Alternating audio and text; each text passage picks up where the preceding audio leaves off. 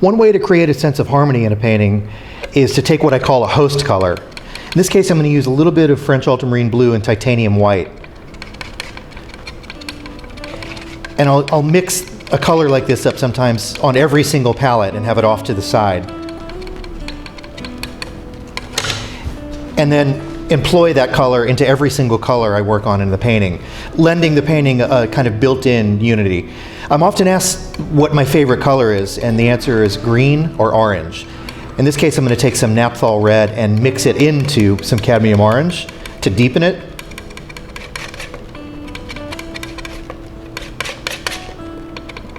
And then slowly introduce one of the host colors, in this case the blue and the white. It bends it into a slightly dusty, slightly greenish hue, which I think is lovely.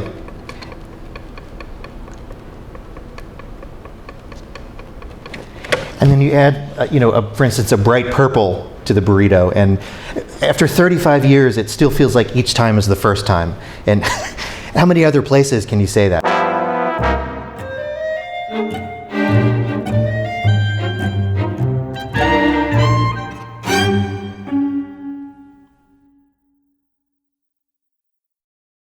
Yesterday, about 12 new paintings of mine were picked up for a big show that I'm having in about a month.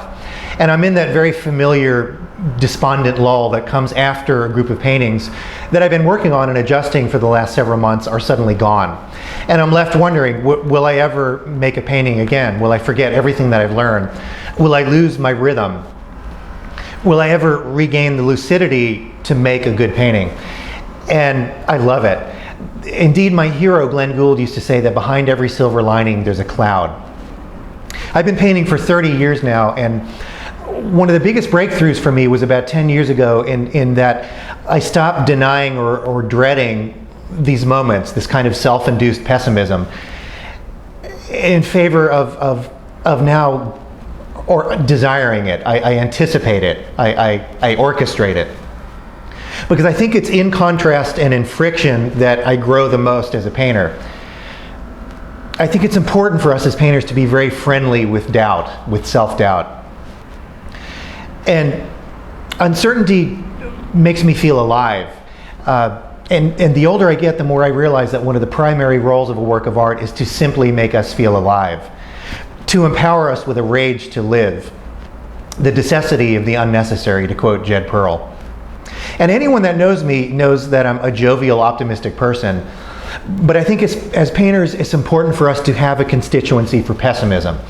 It's like two railroad tracks side by side, one of extreme confidence and the other of pessimism. And I think for me, I need to hop the tracks back and forth periodically. It's important, I think, to wear doubt like a coat, because I think you can't know what spring feels like till you take off a coat. You need the opposite. We need the full range of extremes, of contrasts as painters. And this is one of the reasons I love to look at lousy paintings or paintings that I just don't like. And there's a difference, because I learn the most from those. And if you saw my studio floor, it's inches deep in discarded paint and scraped paint and mistakes and false starts. It's part of my working practice. Over several months, the way that I work is I spend a great deal of time here in my studio, but a large percentage of that time is just sitting in a chair that my grandmother bought me, looking at my paintings. And I tend to only actually apply paint in spasms, where time completely evaporates. I don't know what's going on, and then suddenly I'm back again, and then I sit down in the chair and look. The one thing that I can be certain of is that the best paintings are ahead of me.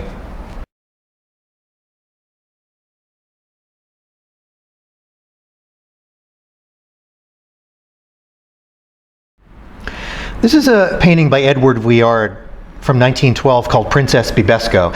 And I chose it because, like a lot of his work, it thrives on uncertainty and ambiguity. The tension between the integrity of the images and their translation into the skins of paint. And I love the foamy orange, pink, and pale blue that permeates everything, allowing the eye to be engulfed in the sheer transformative pleasure of seeing. The whole field is crackling and shimmering, with a freedom in color that many of the Nabi shared. And there's also that interesting interface with the graphic arts, with poster making, as well as their love of Japanese printmaking. In short, they knew how to rule a flat surface. They knew how to construct a world on a flat picture plane. And I've talked about this before, but there's that notion of compositional climax, that there are larger, more open forms at the periphery, and they gradually get smaller and tighter and more contrasting as you wind your way into the guts of the painting. And again, this painting to me, it doesn't feel like art, it feels like work. You can see the indecision and the adjustments and all the self-correcting moves over a long period of time. And the best painting to me helps us see with greater acuity and quickens our sense of experience. This is a painting by the English painter Spencer Gore from 1912. I'm in a 1912 mood today, called The Cinder Path, and a lovely title which I will use someday. And it's full of broken planes of very, very carefully calibrated tones, which create an image of integrity and one that is bound to its flatness, and also to its antecedents. I'm thinking of John Constable with that high horizon line. And again, this painting to me, it doesn't look like nature, it looks like work. And that's the best thing I can say about a painting, is that it doesn't look like art, it looks like work. Its artifice is all puffed up and naked right in front of your eyes. And we have to dissolve our gaze into the painting. It's a marking of location, both visually and physically.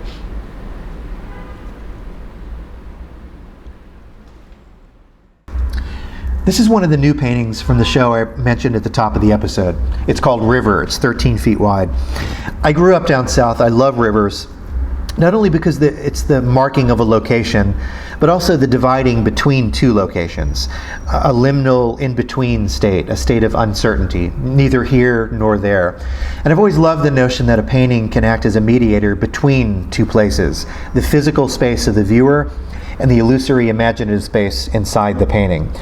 One truth, one untruth, and then that shifts back and forth. Also, as a kid, I believed that I could see the air in between me, the air around things. So this painting has a languid suspension of atmosphere in there. Indeed, humidity may be the reason that I became a painter. I play percussion, and I try to use color in a percussive way, creating volume and rhythm and attack as it moves back and forth through the painting. If you look at the use of red as it moves through the center back and forth, as a way to pull the eye, to skirt the eye like stepping stones through the composition. That comes from Emanuel Lutz's Washington Crossing the Delaware, where he uses the color red as a device to guide the eye through the composition. And this painting is structured not unlike a real landscape, starting thin toward the top and gradually getting thicker and thicker as you get to the bottom, not unlike standing at the bottom of a staircase. And I want the painting to hit your nervous system violently on one hand, and also like 1,000 powder puffs on the other hand. This is also a new painting called Late River, which uses a high horizon line suggesting weight and density. At the top of the painting, there's a gradation from a yellow into a yellow-green into a minty green, which comes from a Japanese woodblock tradition called bokashi fade, which is a great name for a band, by the way. I favor extreme scale shifts, so that large shape in the foreground of cerulean blue, permanent green, and titanium white, then quickly jumping into more diminutive forms in the background. Very, very foreground, and then jump to extreme background, suggesting expansion and contraction, and a layering or stacking of colors. Also, there's little shards of green moving your eye through the picture from side to side. This painting also has a very languid, very humid, dense feeling. Not unlike the orchid paintings of Martin Johnson Heade, which I love, because they suggest nature as artifice.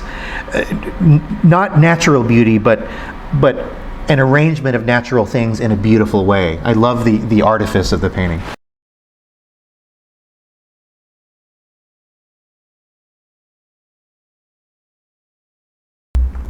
I've always said that I can work anytime, any place, which is true, but there's something so special about the studio. And over the summer I got to take some friends to Jackson Pollock's studio in East Hampton, Long Island. And whereas every eye was focused down at the floor on the remnants of the drips, and rightly so, I, like any painter, was looking at it as just another studio. It was a place to make work. I was checking where the ventilation was. I was looking for the outlets. I was wondering where you might put a refrigerator. And I've always felt there's too much emphasis placed on the drips, on the technique. Pollock was letting his tools lead him. He was letting the tools dictate the marks, and I love when the tool equals the mark. He simply disappeared into his technique until that technique vanishes in favor of an experience that washes over you. And then by placing the canvas on the floor, there's the negation of easel painting, and also a reference to Aboriginal and Indian sand painting, and also to those of Janet Sobel, who would use sticks dipped in paint to create patterns of drips in the 40s. And then there's the notion of rhythm, of Pollock moving over and through and all about the painting, and the idea of time being sped up. I always feel like time has been compressed and sped when I'm looking at a Pollock drip painting. And almost the feeling of the painting being painted as you look at it. So often, as I'm falling asleep, I'll imagine him out there in 1948 by the marsh, freezing cold in the winter with possibly a kerosene heater, reminding us that anything is possible.